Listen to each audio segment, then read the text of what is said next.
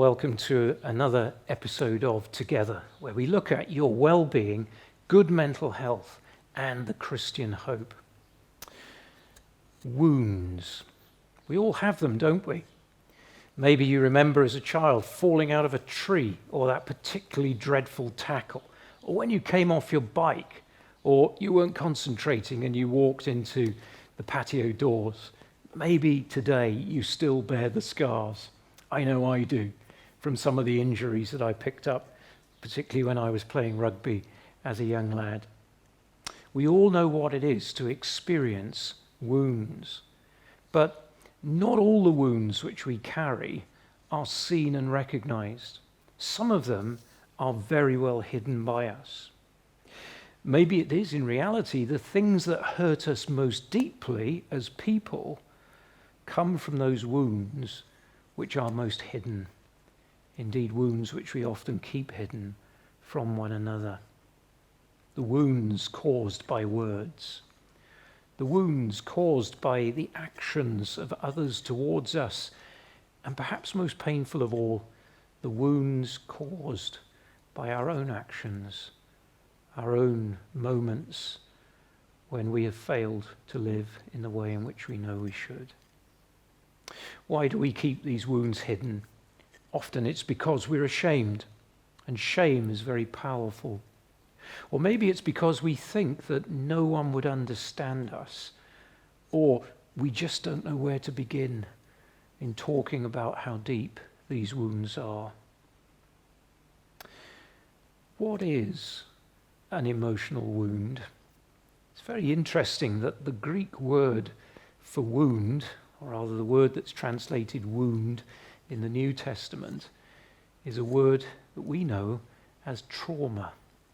In the parable of the Good Samaritan, it speaks about that moment when the Samaritan reaches out to that recently mugged Jewish man left for dead, and he binds up his wounds. He binds his trauma.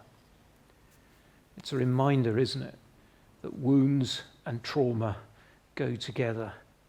It's been said that a wound, an emotional wound, is anything in the past that is affecting us in the present negatively. And if we just take that definition for a few moments, we know that we all carry many things from our past which affect us in the present negatively. What are we to do with these wounds? Maybe as you look at this, you're carrying particularly deep traumatic wounds. Where do you begin to seek healing? Well, there are different ways in which we can look at this. One might say on a very sensible, reasonable human level of what we Christians would call common grace. There is the importance of acknowledging that we've been wounded. Often we try to excuse away what happened to us. Oh, it was my own fault. I was a difficult child. My parents were under a lot of pressure. He didn't mean it. She didn't mean it. We can so easily excuse away the wounds which we have received. And yet the wounds you bear are painful. And they are yours. And they're part of your story. And so it's important to acknowledge them. And you might say, how do I do that?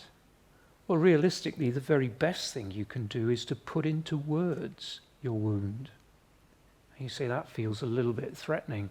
I don't really feel like talking to anyone about what's gone on in my life right now. I'm not sure who I could talk to. Well, maybe the easiest place to start is to actually write it out. Maybe to keep a journal, or more helpfully, to write your story. You see, something happens when we write, and to a greater degree when we speak about those deep, hidden hurts. We recognize them, and in recognizing them, we take a step away from the darkness and towards the light. There are some important things for you to think about there, but the most important thing that I want to bring to you as you think about wounds and trauma is this. You may find yourself saying, I really don't know who to talk to. I wouldn't know where to begin. And I want to encourage you with the comfort of Christ. The Bible tells us in Psalm 34 that the Lord is close to the brokenhearted and saves those who are crushed in spirit. His life, his ministry is hallmarked by his welcome of the brokenhearted, those who are simply overwhelmed by the way in which their lives have gone, often those who are rejected, the lonely and the outcast. This is genuine. There is one who is willing to hear you. And there is no better place than to speak of your wounds and your trauma than to speak to Jesus Christ, who understands and who, as those words in Psalm 34 tell us, is close to the brokenhearted. He is close to you and he cares. And because he has risen from the dead, he has power to heal. And so maybe today, for the first time ever, talk about your wounds. And what better person to talk to than to Jesus Christ. God be with you. God bless you.